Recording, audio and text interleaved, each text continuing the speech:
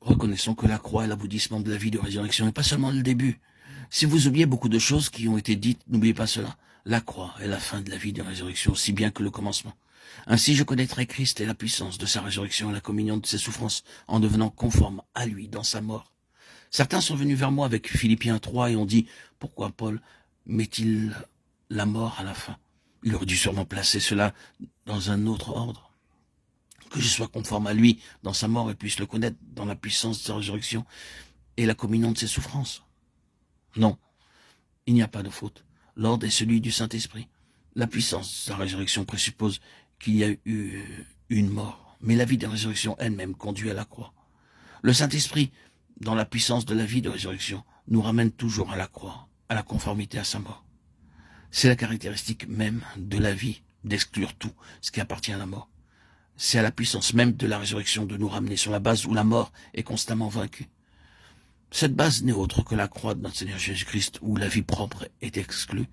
Ainsi Paul dit, en devenant conforme à lui dans sa mort, ce qui signifie d'avoir constamment cette base de mort, autant progressivement ce qui est le terrain de la mort. Et cela encore, c'est comme nous l'avons dit, le fruit d'une union vivante avec lui. Ce serait une triste perspective pour vous et pour moi, n'est-ce pas, d'être conforme à lui dans sa mort, si cela se faisait entièrement en dehors de sa puissance de résurrection en nous et de la connaissance que nous avons déjà de la vie du Seigneur. Où serait alors notre espérance? Qu'est-ce qui représente la puissance de notre survie, alors que la croix est rendue plus effective dans notre expérience? Il n'y aurait aucune survie, n'est-ce pas? Sauf ce que sa vie de résurrection est en nous. Ainsi Paul prie que je le connaisse lui et la puissance de sa résurrection. Cela signifie conformité à sa mort, sans une entière destruction. La fin de la vie de résurrection est la croix. Le Saint-Esprit travaille toujours en étroite relation avec la croix, dans le but que la puissance de sa résurrection puisse se manifester en nous d'une manière croissante. Ceci est l'arrière-plan de toute la question de la vie.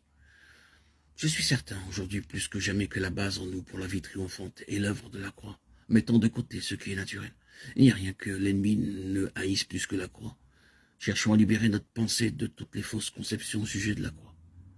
Trop souvent, il y a eu ce type de réaction. Oh, c'est la croix, mais c'est la mort, la mort, la mort.